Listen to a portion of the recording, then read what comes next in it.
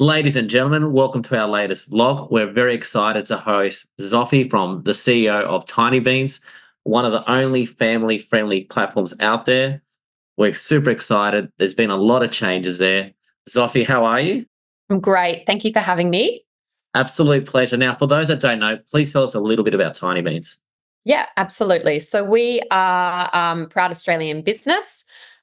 We are a beautiful private family photo sharing platform that helps really caters to young families and new parents, gives them a way to privately and safely capture, store, and then share with their inner circle all the kind of really precious family moments that they have. So our platform gives people a way to stay really connected with a tight inner circle who want to see the kind of everyday moments as your kids are growing up, but keeps their data and the photos and all that safe and outside of kind of like public forums. You're relatively new to the role. There's been a few changes. So tell the audience out there, what's your strategic growth plans for the company? Yeah, great. So I joined the business just over 12 months ago after being a passionate and avid user of Tinybeans for 3 years at the time that I joined. I continue to use the product every single day and remain completely enthusiastic and excited by the opportunity that we have ahead. So the business is primarily like a subscription product-led business. We also have a media and advertising arm as well because we create some really nice, great content that helps serve parents in those early years as well. Prior to my time, there had been quite a big focus on growing out the content side of the business and the associated kind of advertising revenue, but it's not really a growth market. It's not really a growth category. And, you know, in my, from my experience, building a scalable subscription business is going to be something that provides a lot more value over time and creates a lot more enterprise value as well. So we are really, really laser focused on that. So over the last year, my first year in the job, there was a fair amount of work to do to kind of refresh and tighten strategy, refresh and tighten brand, kind of get the product and the app. So we're across iOS, Android, and we have a web application. Really get the products kind of working really nicely. And also a bit of a job in kind of fine tuning our content strategy and also rethinking our advertising model as well. We're now going into FY25. We've just finished the first quarter, but really focused on building out our marketing and acquisition engine. We've got a great product. It has enduring product market fit. So the families that use us for years and years. We have about over 60% of people that are paid subscribers that use the product daily or weekly. So incredible engagement and usage rates, very high retention rates, and really strong LTV. So I'm very focused on just getting the product out there and used by more and more families. So the business hadn't invested a huge amount in marketing or growth over the last 4 to 5 years. So the user base has been somewhat stagnant. And really that's the thing that we're working on over the course of this year. And that takes a little bit of time to turn on, building and growing brand awareness and driving top of the funnel and future demand, and then making sure that we have an always on marketing engine that can convert those people through the funnel as well. Because our audience isn't static. We acquire essentially 70% of our subscribers before a first baby is 3 months old. So making sure that we're kind of front of mind at those crucial kind of final stages of pregnancy or very early weeks or months of being a new parent is what we're kind of really doubling down our efforts on across the US and Australia.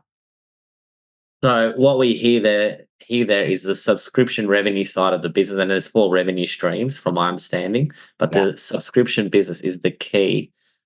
How do we go forward in building the subscription revenue business?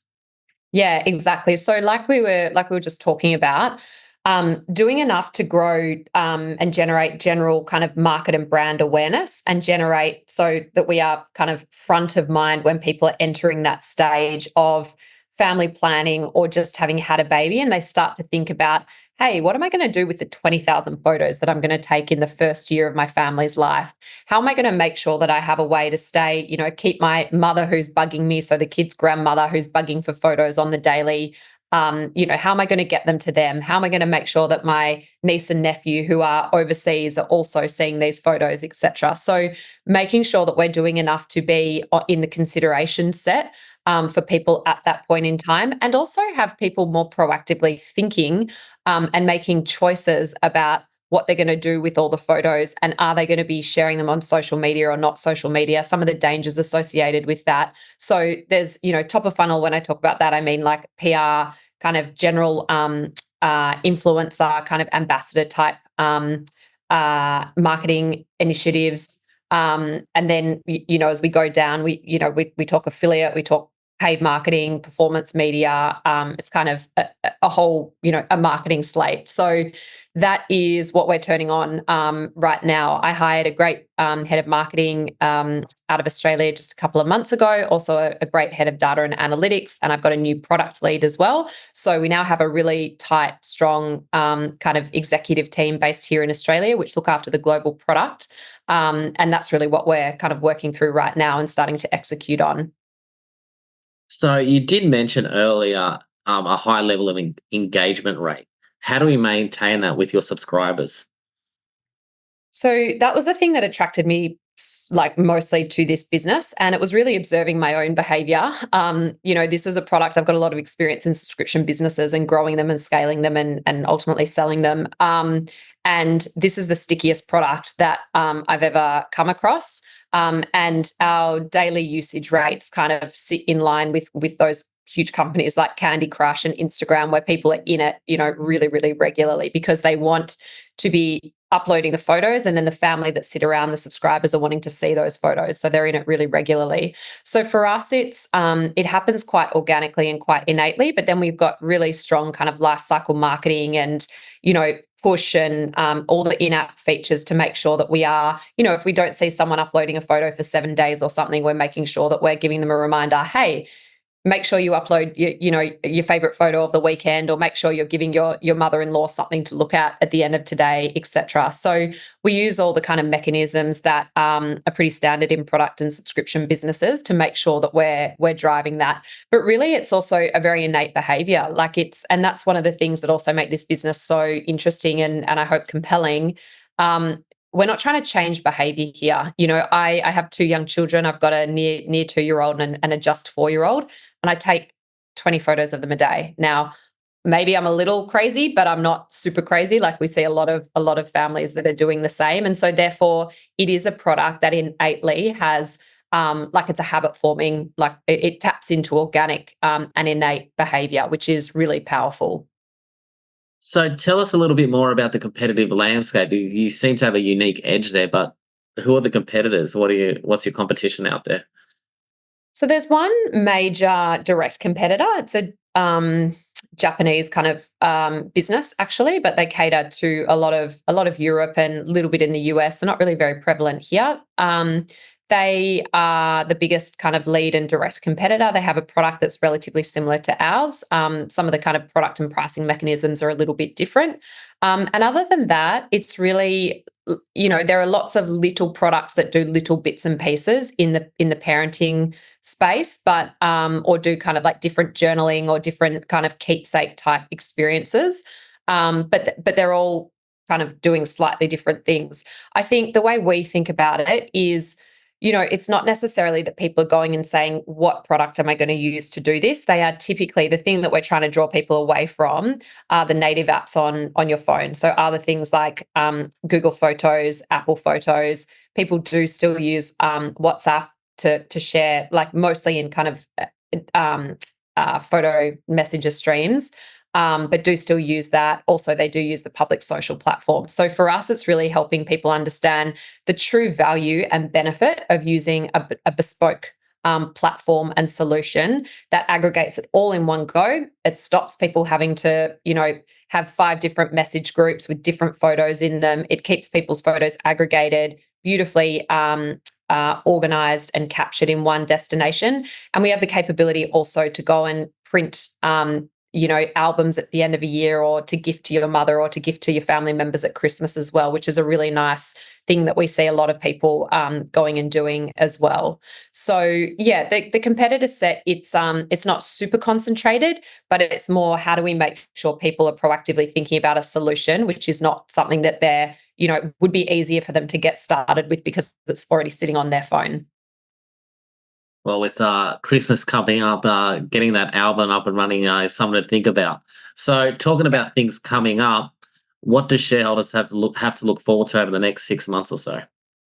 Look, I think it continues to be a transformative time for the business. The last 12 months has also been transformative in a lot of kind of, reorg and restructure and strategy type ways. And this 6 months is really, again, we've just done a pretty material restructure and reducing the team in the US and standing up a smaller team in Australia, which was, very beneficial from a cost point of view. And I think it'll also be very, very beneficial from a capability point of view. So we've really brought our cost base down to enable us to again focus on growing out the subscriber business rather than continuing to try and fuel a content and advertising led business.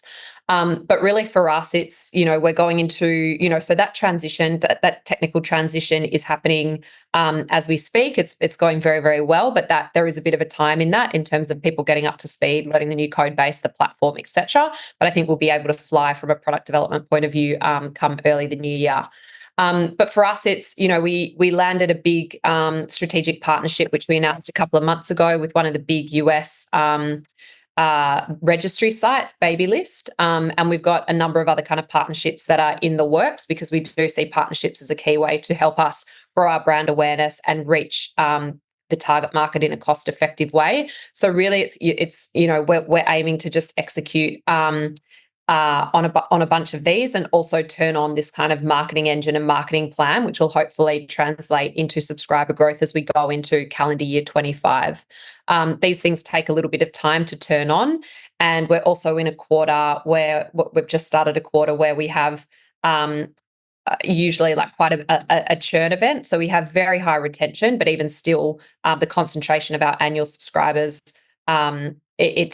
they're very concentrated in this next quarter. So even if we, smash our retention goals, which we expect to do, there'll be like a little bit of a decline. So again, making sure that we're just doing enough to fill that top of funnel and bring people through is what the focus over the next kind of 3 to 6 months is. Zsofi, you've had a great 12 months. We expect another great 12 months hearing all that. Thanks again for coming on board and presenting. We see a lot of potential upside in Tinybeans. Thank you for your time. Thank you. We really appreciate all the support from yourself and from the Red Leaf crew. So really appreciate that and always happy to answer questions directly from anyone that's interested and look forward to keeping you updated on our progress. Thank you. Thanks.